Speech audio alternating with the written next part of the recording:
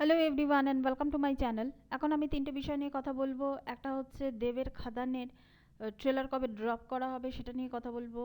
এর পরের বিষয়টা থাকবে প্রিয় মালতীর ট্রেলার নিয়ে কথা বলবো, এবং 200 পেট কাটা শয়ের যেটা সেকেন্ড সিজন যেটা আসতে চলেছে চরকিতে, তো সেটা নিয়েও কথা বলবো। সেটার যে ট্রেলারটা এসছে, ট্রেলার টিজার যেটা এসছে সেটা নিয়ে কথা বলবো। তো আগে শুরু করি যে খাদানকে নিয়ে। খাদানের ট্রেলার ড্রপ করা হবে আগামীকাল। সেটা পোস্টার সমেত এখানে দেব সুরিন্দর ফিল্মসের তরফ থেকে এটা আমাদের জানিয়ে দেওয়া হয়েছে। তবে খাদানের এইরকমভাবে অ্যানাউন্সমেন্টগুলো খুব প্ল্যানিং ওয়াইজ প্ল্যানফুলি যেগুলো যেভাবে করছে সেইগুলো কিন্তু রিয়েলি এটা হচ্ছে কমেন্ডেবল ব্যাপার।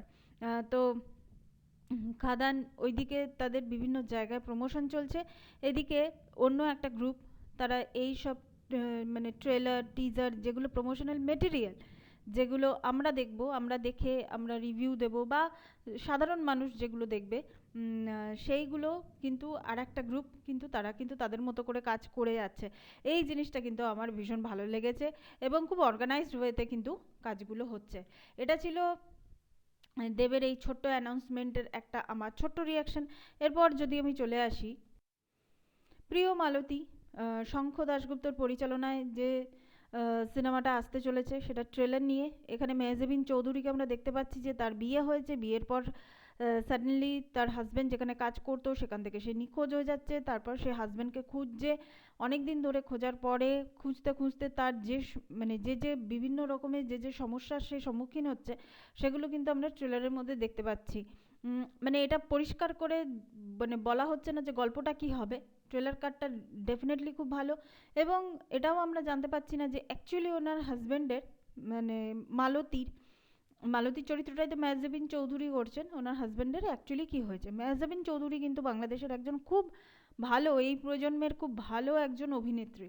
আমার তাসনিয়া ফারিনকে খুব মিষ্টি লাগে ঠিকই, কিন্তু মেহজাবিন চৌধুরী কিন্তু খুব ভালো একজন অভিনেত্রী। তো সেই হিসেবে আমার কিন্তু মানে এই ট্রেলারটা আমার কাছে তো ভীষণভাবে ওয়ার্ক করেছে। যে দেখা যাক সিনেমাটা দেখতে পারবো কিনা, চরকিতে তো আসছে, দেখা যাক, যদি সময় থাকে নিশ্চয়ই দেখবো এবং দেখে রিভিউ দেবো। এরপর এটা হচ্ছে নুয়ার হুমায়ুনের দ্বিতীয় শ 200 যেটা এসছে, সেটা টিজার ট্রেলারটা কেমন হয়েছে। এইটা হচ্ছে হরর জনরার একটা প্রজেক্ট।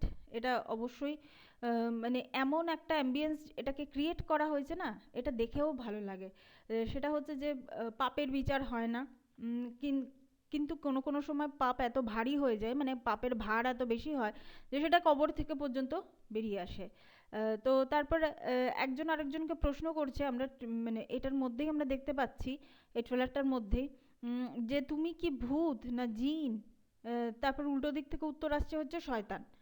তো এই এইটা হচ্ছে মানে এই যে একটা ভূত জিন তার সঙ্গে শয়তান, তো ব্যাপারটা কি হচ্ছে, আমরা ভূত বলে ভয় পাচ্ছি, জিনকে আমরা ভয় পাচ্ছি, কিন্তু মানে ভূত আর জিন বাদ দিয়েও শয়তান বলে একটি মানে আর কি একটা থিঙ্কিং আছে আমার, মানে একটা সোচ, সোচ মানে একটা চিন্তা আছে, শয়তান বলেও একটা চিন্তা আছে। তো সেটাকে মানে সেটাকেও কিন্তু ভয় পাওয়াটা দরকার।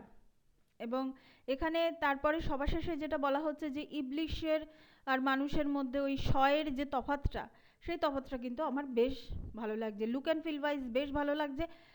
ওই চরকিতেই আসছে, আমি সময় পেলে নিশ্চয়ই দেখব, কারণ এত কন্টেন্ট আমার জমে আছে যে এগুলো যে কখন আমি রিভিউ দেবো সেটাই হচ্ছে ব্যাপার। তো দেখা যাক, আমার কিন্তু এটা বেশ প্রমিসিং লেগেছে। নুয়াশ হুমায়ুনের মানে পরিচালনায় আমার মানে এই ধরনের একটা যে হরর এনভায়রনমেন্ট যে ক্রিয়েট করা, যেগুলো আমরা হলিউডের মুভির ক্ষেত্রে আমরা দেখে থাকি, এটা যদি সাকসেসফুলি যদি হয় তাহলে কিন্তু দারুণ হবে। সো এটাই ছিল আমার ভিডিও এই তিনটে বিষয় নিয়ে। Thank you so much, that's all. Please keep watching and please subscribe my channel. Till then, good by.